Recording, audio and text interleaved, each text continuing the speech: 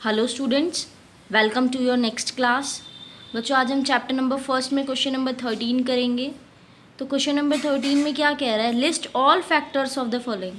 हमें इन जो नंबर्स हैं इनके क्या लिखने हैं, फैक्टर लिखने हैं। ठीक है, तो फैक्टर क्या होते हैं, जिनसे ये डिवाइड हो सके, जिनकी ये टेबल में आते हों, तो वो सारे क्या होते हैं, इसके फैक्टर होते हैं। तो बच्चों हम 1 से स्टार्ट करेंगे। 1 भी होता है, 2 भी होता है, 3 भी, 4 भी, 6 भी, 12 भी एंड 24।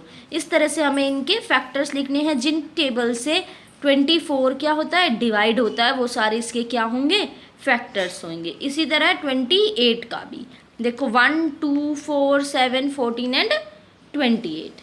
ठीक है बच्चों, उसके बाद आता है आपका क्वेश्चन नंबर 14, जो कि क्या है, find the HCF of the following. हमें इनका क्या निकालना है, HCF निकालना है। तो बच्चों HCF कैसे निकालते हैं, इस तरह से हम उसको लिखेंगे। फिर हम देखेंगे कि सबसे छोटी टेबल में कौन से पर जाता है। यहाँ हम 8 का निकाल लेंगे और यहाँ पर हम 12 का निकाल लेंगे, अलग अलग निकाल के दिखाते हैं। ठीक है, अब ये देखो, ये क्या है, 2 4 पे जाएगा, फिर 2, देन 2, फिर ये 2 पर गया। ठीक है, तो 8 के क्या क्या आ गए, 2 इंटू 2 इंटू 2। अब देखो 12 के 2 6 जा 2 3 3 देन 1। ठीक है, तो इसके क्या क्या फैक्टर्स हो गए 12 के, 2 इंटू 2 इंटू 3। अब देखो बच्चों, इनमें HCF के अंदर क्या होता है, हाईएस्ट कॉमन फैक्टर। HCF का मतलब होता है, तो इन दोनों में क्या क्या कॉमन है हमें वो लिखना है। तो अभी देखो 8 के क्या हो गए, 2 इंटू 2 इंटू 2, और 12 के क्या हो गए, 2 इंटू 2 इंटू 3।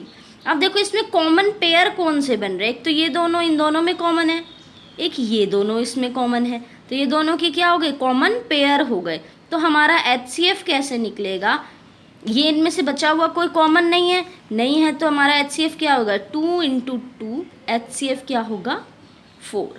इसी तरह से आपको HCF निकालने हैं और आगे के क्वेश्चंस करने हैं। उसके बाद बच्चों आपका है क्वेश्चन नंबर 15। उसके बाद है आपका क्वेश्चन नंबर 15। क्वेश्चन नंबर 15 के अंदर आपको क्या करना है, LCM निकालना है। अब हम प्राइम फैक्टराइजेशन से इन तीनों का LCM एक साथ निकालेंगे।